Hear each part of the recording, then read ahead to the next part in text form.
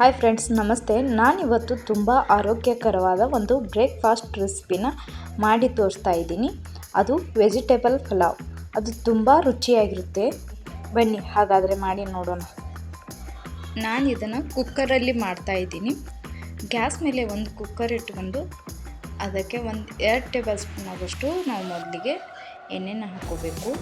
ಎಣ್ಣೆ ಹಾಕೊಂಡ ನಂತರ ಇದಕ್ಕೆ ನಾನು ಒಂದು 2 ಟೇಬಲ್ ಸ್ಪೂನ್ ಆಗೋಷ್ಟು ತುಪ್ಪ ಹಾಕೋತೀನಿ.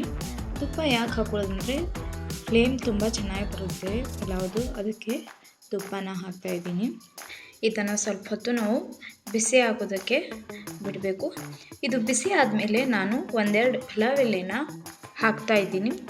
ಇದರ ಜೊತೆಗೆ ಒಂದು ಸ್ವಲ್ಪ ದಾಲ್ಚೀನಿ, ಒಂದು 2-3 ಆಗೋಷ್ಟು ಲವಂಗನ ಹಾಕ್ತಾಯಿದ್ದೀನಿ.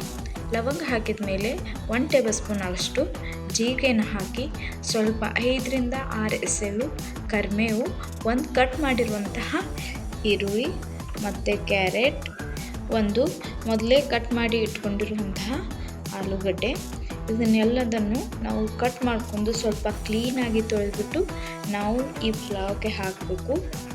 ಇದರಿಂದ ತುಂಬ ಆರೋಗ್ಯಕ್ಕೆ ಒಳ್ಳೆಯದು. ಕಟ್ ಮಾಡಿ ಇಟ್ಕೊಂಡಿರುವಂತಹ ಬೀನ್ಸು, ಪಲಾವ್ಗಳಲ್ಲಿ ಬೀನ್ಸ್ ವೆಜಿಟೇಬಲ್ ಹಾಕಿದರೆ ಟೇಸ್ಟ್ ತುಂಬ ಚೆನ್ನಾಗಿರುತ್ತೆ.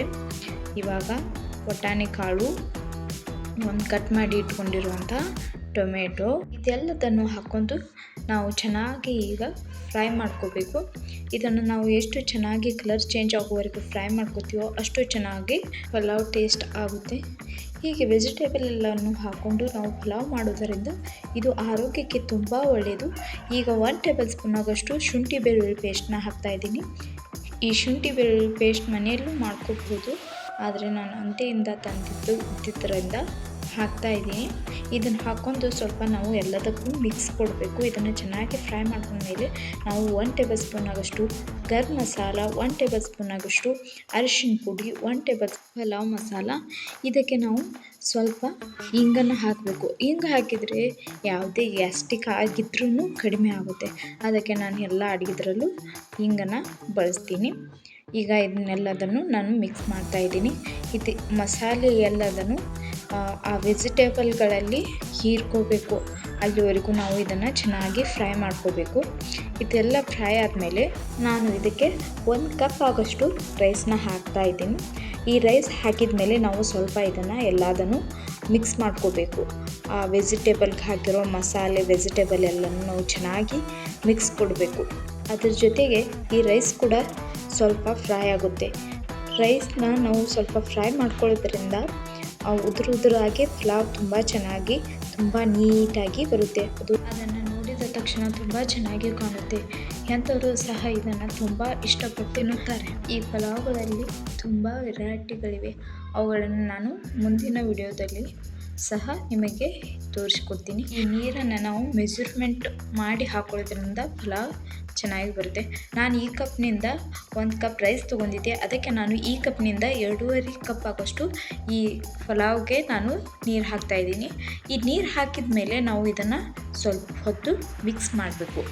ಹಾಗೆ ನಾವು ಗ್ಯಾಸ್ ಮೇಲೆ ಕ್ಯಾಪ್ ಹಾಕದೆ ಹಾಗೆ ಮಿಕ್ಸ್ ಮಾಡಿಕೊಂಡು ಇದಕ್ಕೆ ನಾವು ಈಗ ರುಚಿಗೆ ತಕ್ಕಷ್ಟು ಉಪ್ಪನ್ನು ಹಾಕೋಬೇಕು. ನಂತರ ಇದನ್ನು ಸ್ವಲ್ಪ ಹೊತ್ತು ಕುದಿಯೋಕ್ಕೆ ಬಿಡಬೇಕು. ಇದು ಕುದಿಯುವಾಗ ನಾವು ಕಟ್ ಮಾಡಿ ಸ್ವಲ್ಪ ಕೊತ್ತಂಬರಿನ ಇದಕ್ಕೆ ಆ್ಯಡ್ ಮಾಡ್ಕೋಬೇಕು. ಆ್ಯಡ್ ಮಾಡಿಕೊಂಡು ಇದನ್ನು ಸ್ವಲ್ಪ ಮಿಕ್ಸ್ ಮಾಡಿಕೊಂಡು ಈಗ ಲಿಟ್ಲ್ ಕ್ಲೋಸ್ ಮಾಡಿ ಒಂದು 3-4 ವಿಸಿಲ್ ಆಗುವವರೆಗೂ ಮೀಡಿಯಮ್ ಫ್ಲೇಮಲ್ಲಿ ಇಡಬೇಕು. ಈ ರೆಸಿಪಿ ಬ್ಯಾಚುಲರ್ಸ್ಗೆ ತುಂಬ ಈಸಿ, ಅಷ್ಟೇ ಕ್ವಿಕ್ಕಾಗಿ ಕೂಡ ಮಾಡ್ಕೋಬಹುದು. ಸ್ವಲ್ಪ ತುಪ್ಪ ಹಾಕಿದ್ರಿಂದ ಫ್ಲೇಮ್ ಕೂಡ ಅಷ್ಟೇ ಚೆನ್ನಾಗಿ ಬರ್ತಾಯಿದೆ. ನೋಡಿ, ಈ ಥರ ಈ ಪಲಾವ್ ಆಗಿದೆ. ನೀವು ಒಂದು ಸಲ ಆದರೂ ನಿಮ್ಮ ಮನೇಲಿ ಈ ಥರ ಟ್ರೈ ಮಾಡಿ ಹೇಗಿತ್ತಂತ ನಮಗೆ ಕಮೆಂಟ್ ಮಾಡಿ.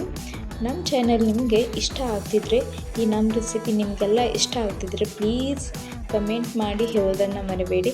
ಯಾರೆಲ್ಲ ನಮ್ಮ ಚಾನಲ್ನ ನೋಡ್ತಾ ಇದ್ದೀರಾ ಪ್ಲೀಸ್ ಲೈಕ್ ಮಾಡಿ, ಶೇರ್ ಮಾಡಿ, ಕಮೆಂಟ್ ಮಾಡಿ, ಸಬ್ಸ್ಕ್ರೈಬ್ ಮಾಡ್ಕೊಳ್ಳಿ.